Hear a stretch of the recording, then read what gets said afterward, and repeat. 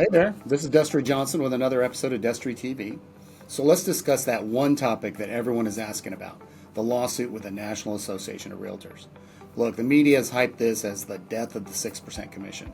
And what you might find interesting is that that's been dead for years. And commissions have always been negotiable. The questions I'm getting most now from clients is how is this new thing going to affect them going forward?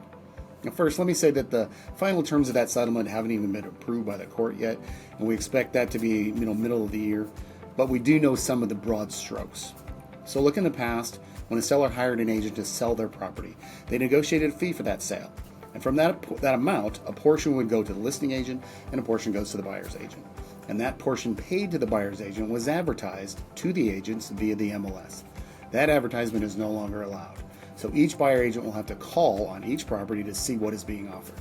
The key now is that the seller can offer no concessions should they choose. Another change is that before any buyer agent can open a home for a buyer, they must have an agreement in writing that states what the fee the buyer's agent is going to charge the buyer should they represent them in that purchase.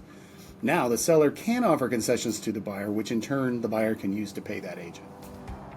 So where this gets interesting for sellers is that should they choose not to offer compensation to the buyer, they effectively are eliminating any buyer that cannot afford to pay their agent out of their own pocket. Look, naturally, this is going to cause a lot of concern for the first-time home buyers and VA buyers that might have a limited cash supply.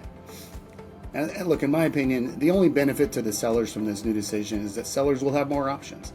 However, those additional options on the surface appear to only hurt the seller in getting top dollar for their property. I don't really see the benefit yet to the buyers other than transparency, and it appears now the buyers' options in homes that they can buy will be even more limited in a time when low inventory is already making buying a home difficult. And look, I'm sure you have a ton of questions about this, and some of those answers are still being determined. But if you're thinking of selling or buying in 2024, then we really should get together soon and discuss a strategy that's going to make this process easiest for you. Hey, thanks again for watching this episode of Destry TV. If you have any questions, feel free to reach out by phone or email. You can also hit the subscribe button on the YouTube channel and be notified when we post our next episode. Talk to you soon.